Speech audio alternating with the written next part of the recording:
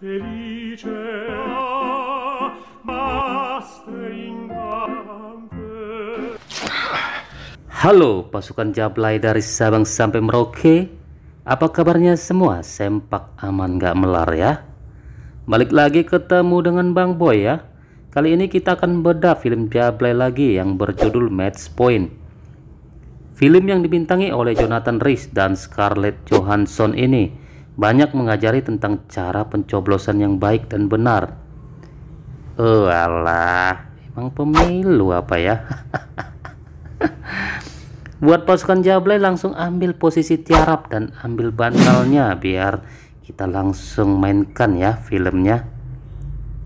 Jadi film ini berkisah tentang kehidupan seorang mantan pemain tenis profesional yang berubah drastis seketika setelah ia berkenalan dan menikahi adik perempuan dari sahabatnya yang berasal dari keluarga kaya raya. Tetapi ia terlibat perselingkuhan dengan cewek cantik yang ternyata tunangan sahabatnya. Sepertinya mantap ini ya. Ayo kita tarik sis.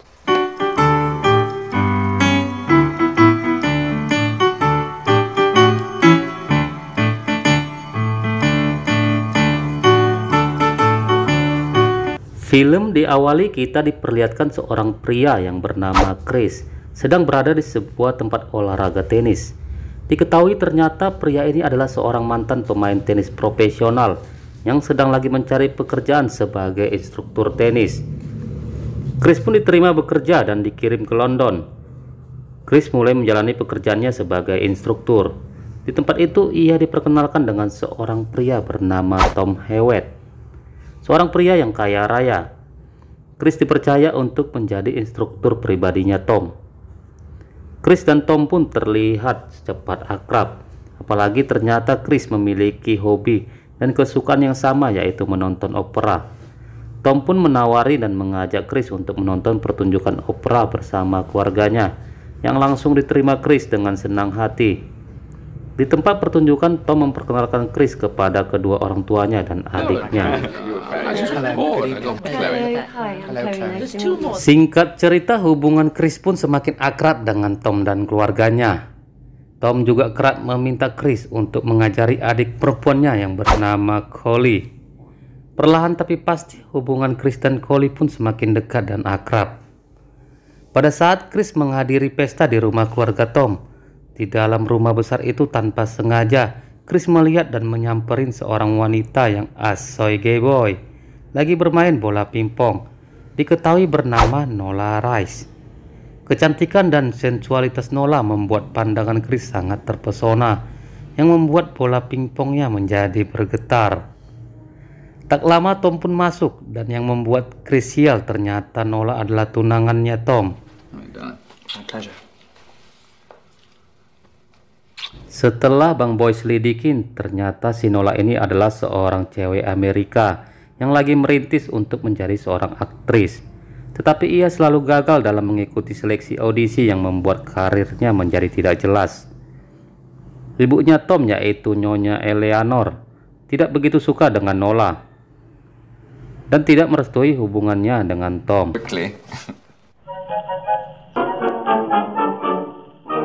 Singkat waktu, hubungan Chris dan Collie pun semakin dekat.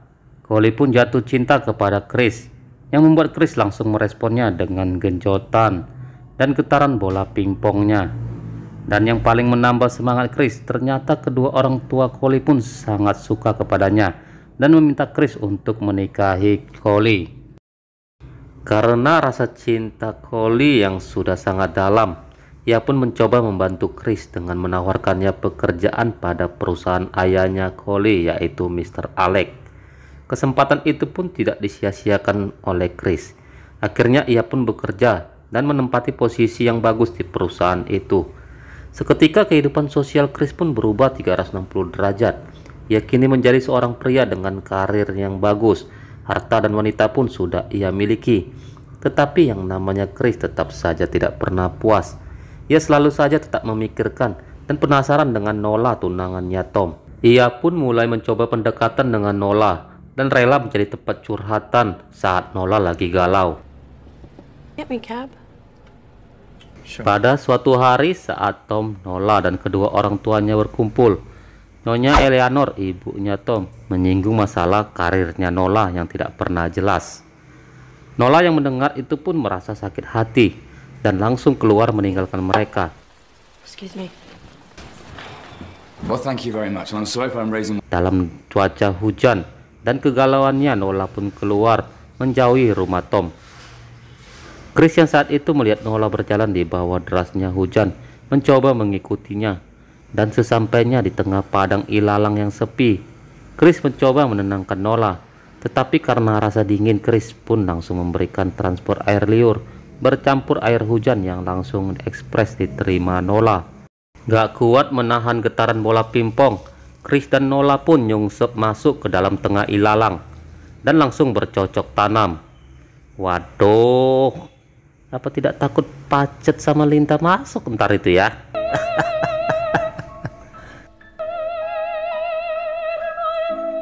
Sejak kejadian itu, sikap Nola menjadi dingin kepada Chris. Nola merasa kegiatan bercocok tanam mereka di ilalang itu adalah kesalahan teknis saja dan tidak akan terulang lagi karena mereka sudah punya pasangan masing-masing, bahkan sebentar lagi akan menjadi ipar. Get it. It's over. Singkat cerita, Chris dan Collie pun akhirnya menikah. Dalam menjalani kehidupan pernikahannya, Chris mendapat tantangan baru. Collie yang tidak sabar ingin cepat mempunyai anak menuntut Chris agar langsung menanam benih ke serabi lempitnya. Chris pun yang sudah mencoba berkali-kali tetap saja tidak berhasil menghamili Collie dan terkadang jadi membuatnya putus asa. Di suatu ketika saat Chris dan Tom sedang berlatih tenis, Tom curhat kalau ia sudah putus dengan Nola karena Nola sakit hati karena Tom sudah memiliki dan mencintai wanita yang lain. Mendengar itu, kedua tanduk Chris pun muncul dengan melihat adanya kesempatan untuk bisa menggarap Nola lagi. Chris pun langsung mencoba menelepon Nola, tetapi nomornya tidak aktif lagi. Tidak putus asa, Chris pun mencoba langsung mencari ke apartemennya, tetapi ternyata Nola juga sudah pindah.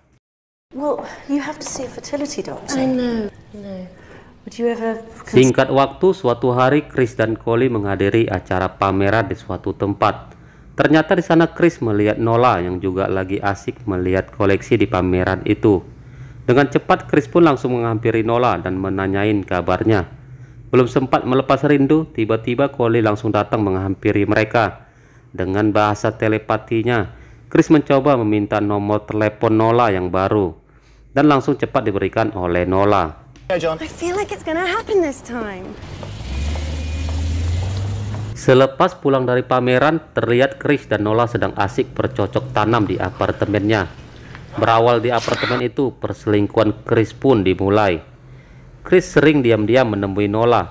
Ia pun kerap meninggalkan pekerjaannya hanya untuk dapat bercocok tanam dengan Nola. Perselingkuhan itu pun cukup sering mereka lakukan, sehingga membuat Nola menjadi terhanyut akan cinta dan genjotan Chris. Sikap Nola pun menjadi berubah. Ia ingin tetap hidup bersama Chris dan memilikinya seutuhnya. Karena merasa cemburu, Nola pun meminta kepada Chris untuk menceraikan Collie, istrinya. Chris yang dari awal juga sudah mencintai Nola, mencoba menenangkannya dan mengatakan kalau ia akan menceraikan Collie secepatnya.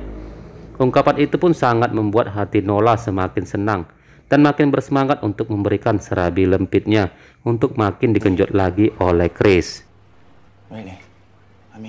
Singkat waktu, pada saat Chris dan seluruh keluarga besarnya berkumpul dalam suatu acara di rumahnya, tiba-tiba handphone Chris berdering dan ternyata Nola sedang menghubunginya.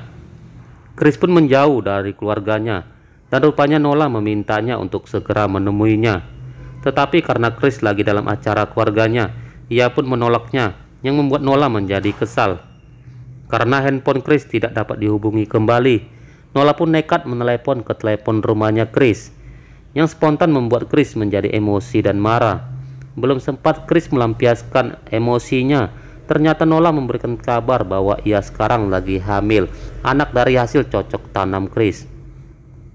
Mendengar kabar itu, Chris pun langsung sontak lemas dan pucat. Ia pun meminta kepada Nola untuk menggugurkan bayinya. tetapi Nola langsung menolaknya. Nola pun memaksa Chris agar dapat menepati janjinya untuk segera menceraikan Collie agar bisa cepatnya untuk menikahinya. Esok hari Chris pun langsung segera menemui Nola di apartemennya. Chris tetap juga ngotot agar Nola menggugurkan bayinya, tetapi Nola tetap menolaknya dengan alasan ia sudah pernah melakukannya 2 kali dan tidak akan pernah melakukannya lagi. Nola pun sempat menjadi emosi dan berkali-kali meminta kepada Chris agar cepat menceraikan Collie. Esok saat di rumah, Chris berencana mengatakan yang sejujurnya kepada Collie istrinya. Tetapi saat akan mengatakannya, Chris merasa takut dan mengurungkan niatnya dan tidak jadi mengatakannya. Sikap aneh Chris itu pun membuat Collie menjadi curiga. Dan Collie pun bertanya kepada Chris apakah ia sedang berselingkuh dengan wanita lain dan tidak mencintainya lagi. Chris pun langsung dengan cepat menyangkalnya. Ia tidak mungkin berselingkuh karena ia sangat mencintai Collie. Singkat cerita, Chris pun kembali menemui Nola dan mengatakan bahwa ia belum bisa mengatakannya kepada Collie sekarang. Chris pun meminta kepada Nola untuk bersabar dan menunggunya hingga 3 minggu lagi setelah acara liburan keluarganya selesai. Nola pun masih tampak kesal dan tidak dapat menerimanya.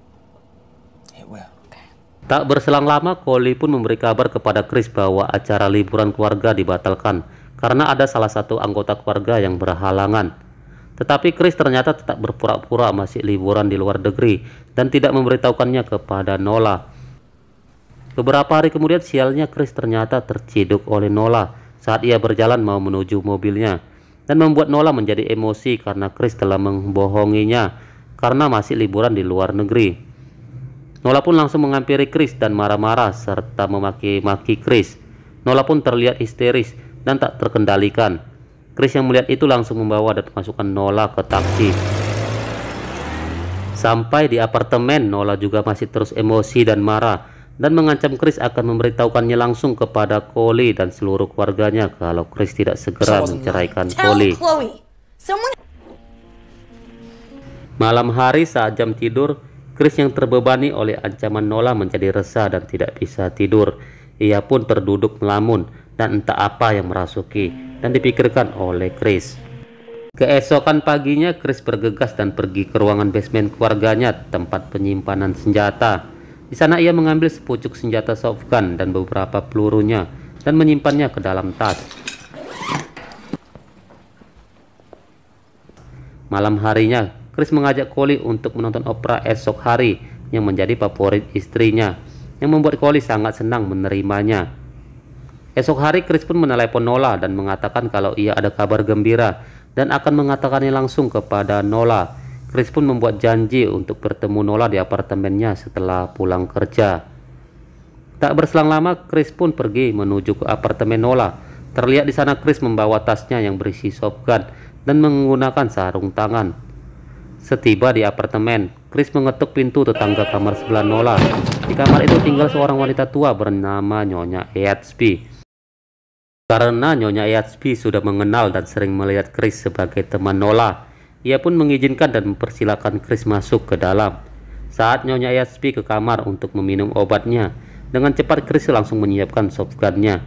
Bagaikan pembunuh berdarah dingin, Chris pun langsung mengarahkan dan menembakkan shotgunnya ke wanita tua yang tak tahu apa-apa itu. Chris pun langsung mengambil segala perhiasan dan obat-obatannya Nyonya Eatsby. Ia juga merusak dan memporak-porandakan segala barang-barang di ruangan itu. Aksi itu ia buat seakan-akan agar terlihat seperti perampokan. Chris pun keluar dari apartemen Nyonya Eatsby dan menunggu Nola datang. Saat Chris melihat Nola sudah mau mendekati apartemennya, ia pun bersembunyi di balik pintu. Dan saat Nola keluar dari lift mau menuju pintu apartemennya, seketika Chris pun langsung menembaknya. Nola. Setelah berhasil membunuh Nola, Chris pun langsung cabut meninggalkan apartemen itu. Ia langsung menuju ke tempat pertunjukan opera di mana ia sudah berjanji untuk menonton bareng dengan Collie istrinya. Esok hari terlihat polisi sudah berkumpul di apartemen Nola guna penyelidikan dan olah TKP kasus pembunuhan itu. Hasil penyelidikan polisi pun sementara menyimpulkan bahwa Nyonya Eatsby dirampok dan dibunuh, sementara Nola dibunuh karena menjadi saksi saat terjadinya perampokan itu. Mendengar kabar kematian Nola, Collie dan keluarganya pun sangat kaget. Ekspresi Chris juga sangat meyakinkan. Di sana ia terlihat juga sangat syok mendengarnya. Keesokan harinya, Chris mengembalikan senjata shotgun-nya dan menyimpannya kembali ke ruang basement keluarganya. Dan di saat semua keluarga berkumpul, Chris memberitahukan kabar gembira bahwa Collie sedang hamil. Kegembiraan pun sangat terpancar di tengah-tengah keluarga itu. Singkat waktu, suatu hari Chris mendapat telepon dari pihak kepolisian. Di sana ia diminta datang ke kantor polisi untuk diperiksa dan dimintain keterangannya. Mendengar itu, Chris pun sedikit kaget. Dan di saat jalan menuju ke kantor polisi, Chris berhenti di sebuah pinggiran sungai dan melemparkan semua perhiasan dan obat-obatan yang ia ambil dari Ibu Eadsby ke dalam sungai untuk menghilangkan barang buktinya. Terakhir ia juga melemparkan cincin milik Ibu Eadsby, tetapi ternyata cincin itu tidak masuk ke dalam sungai dan terlempar balik ke jalan. Setiba di kantor polisi, Chris pun langsung dimintain keterangannya. Seorang detektif menanyain Chris perihal tentang hubungannya dengan Nola. Chris pun memasang ekspresi santai dan menjawab bahwa ia kurang begitu akrab dan sudah sangat lama tidak bertemu lagi dengan Nola. Tetapi saat detektif itu menunjukkan sebuah buku harian yang ternyata milik Nola, ekspresi wajah Chris pun langsung berubah. Ternyata di dalam buku harian Nola tertulis semua dengan detail semua tentang hubungan gelapnya dengan Chris. Chris yang sudah tidak bisa mengelak lagi akhirnya mengakui yang sebenarnya tentang hubungan perselingkuhannya dengan Nola. Tetapi ia meminta dan memohon kepada para detektif itu untuk merahasiakannya dan tidak memberitahukan kepada keluarganya untuk kelangsungan hubungan rumah tangganya. Chris juga berpura-pura mengatakan bahwa ia tidak mungkin untuk membunuh Nola. Setelah selesai melakukan pemeriksaan, Chris pun akhirnya diperbolehkan pulang dan kembali ke rumahnya. Seorang detektif menyimpulkan bahwa Chris tidak mungkin untuk melakukan pembunuhan itu karena ia sangat terlalu polos dan mencintai Nola.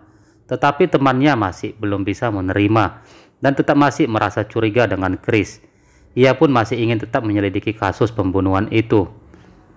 Keesokannya pun ia mencoba menjelaskan tentang teorinya mengenai kasus pembunuhan itu kepada temannya. Dan secara teori memang sebenarnya yang ia katakan itu semua sangat benar. Tetapi temannya mengatakan bahwa kasus pembunuhan itu sudah ditutup dan tidak perlu dibahas lagi.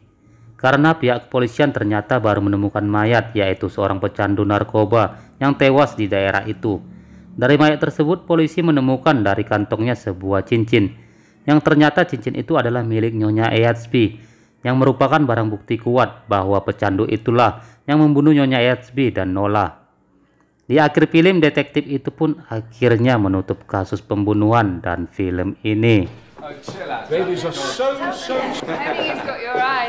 Jadi ending film ini sangat membuat kita terkejut ya. Dan Bang Boy tak menyangka bakal jadi seperti ini akhir filmnya. Ya, bisa disebut ending film ini mungkin happy ending, atau bisa juga dikatakan sad ending kali ya. Jadi gambaran yang bisa kita ambil dari film ini, yaitu tragedi perselingkuhan yang terjadi di film ini memang bisa menjadi contoh buat orang-orang yang memang hobinya menduakan perasaan, yang nantinya perilaku mereka itu bakal menyerang diri mereka sendiri suatu hari nanti. Sayangilah orang yang mencintai kita, dan bukan mengejar cinta yang lain karena nafsu yang besar kepada orang lain yang tak mencintai kita. Jadi buat para pasukan Jablay, diharap tenang karena masih ada harapan ya. Di sini Bang Boy udah kasih sedikit ancaman ya buat para pelakor agar hati-hati dan harus lebih mengutamakan para pasukan Jablay ketimbang para suami orang ya. See you next again to beda film lainnya ya. Dengan saya Bang Boy, salam cerot and bye-bye.